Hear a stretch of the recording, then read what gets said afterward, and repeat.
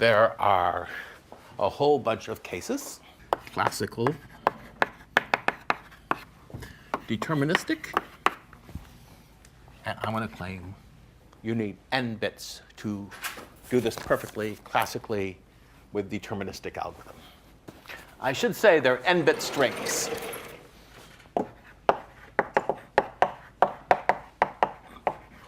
And I should also say that Alice and Bob are not allowed to communicate. They just send one message.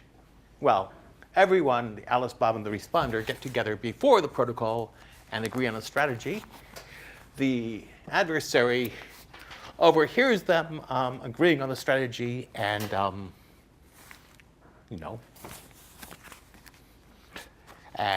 can tailor his strings to their strategy, and then Alice and Bob just send bits to the responder. So any reason why you need n bits to do this in the worst case. Okay. Well, let's say Alice sends f of x1 and Bob sends g of x2, and f and g have to be deterministic because that's our assumption right now.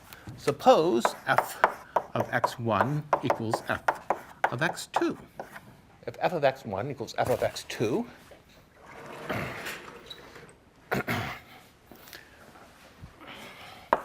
responder has to give the right answer.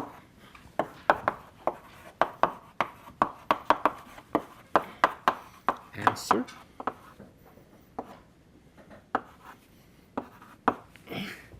for, Alice, Bob, and Bob could have x1, Bob could have x2, Alice could have x1 and x2. And in this case, Bob sends, the responder gets f of x1, g of x1. And in this case, he gets f of x1, f of x2, g of x1. And actually, we don't even need to worry about this. And in this case, the responder needs to say, yes, they're the same. And in this case, the responder needs to say, no, they're different. But f of x1 equals f of x2, so the responder's information is exactly the same in both cases, so there's no way he can tell this case from this case. So if f of x1 equals f of x2, the protocol will fail.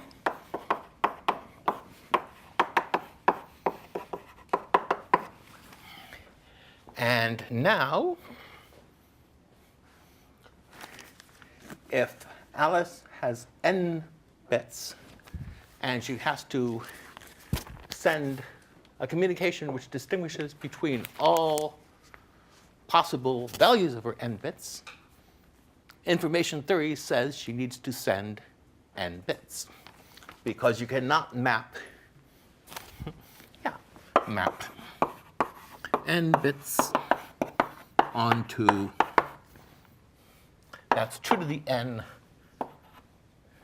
I guess, strings, onto m bits, which is 2 to the m strings,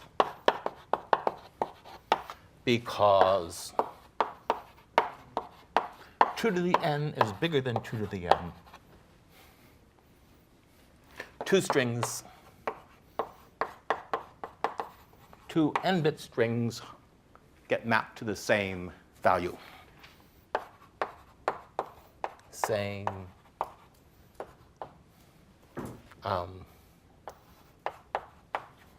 image. Is this clear? So this is called the pigeonhole principle, if you didn't know that. So if Alice and Bob deterministically have